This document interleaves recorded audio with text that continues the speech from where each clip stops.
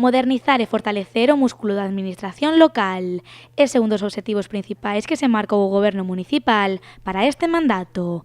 E para conseguilo, o Concello de Pontevedra traballará nos vindeiros meses para reducir a taxa de temporalidade no seu persoal ata o 8%.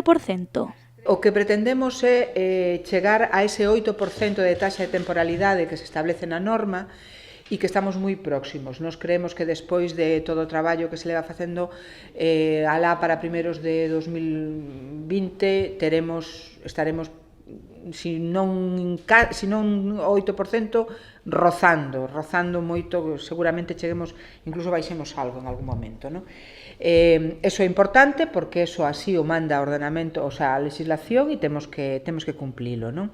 Actualmente o Goberno municipal ten en marcha 3 procesos selectivos de persoal funcionario. Con eles cubriránse 38 prazas vacantes que corresponden á oferta de emprego público dos anos 2017, 2018 e 2019, 16, 6 e 16 prazas, respectivamente.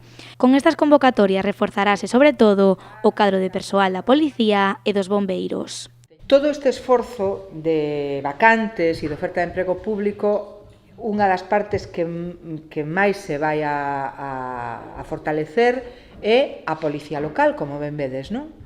É unha plantilla de 125 efectivos e van quedar unha media dúcia, como moito, de 6, 8 prazas que por circunstancias que están en segunda actividade ou cuestións así variadas, casuísticas moi variadas que hai dentro da policía, non están cubertas, pero non están como efectivos da policía. Entonces, en definitiva vamos a ter eso, creo que prácticamente a totalidade da policía cuberta. Estas non son as únicas convocatorias que o Concello ten en riba da mesa.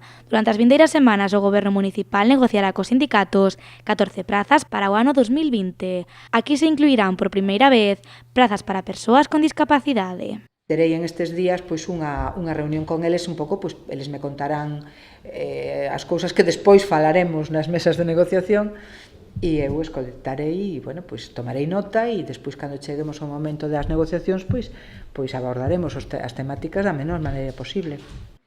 Con estas convocatorias, o Concello pasaría a contar cun cadro de persoal de case 500 traballadores. O obxectivo do Goberno municipal é ter os procesos selectivos resoltos, como moi tarde, no mes de novembro.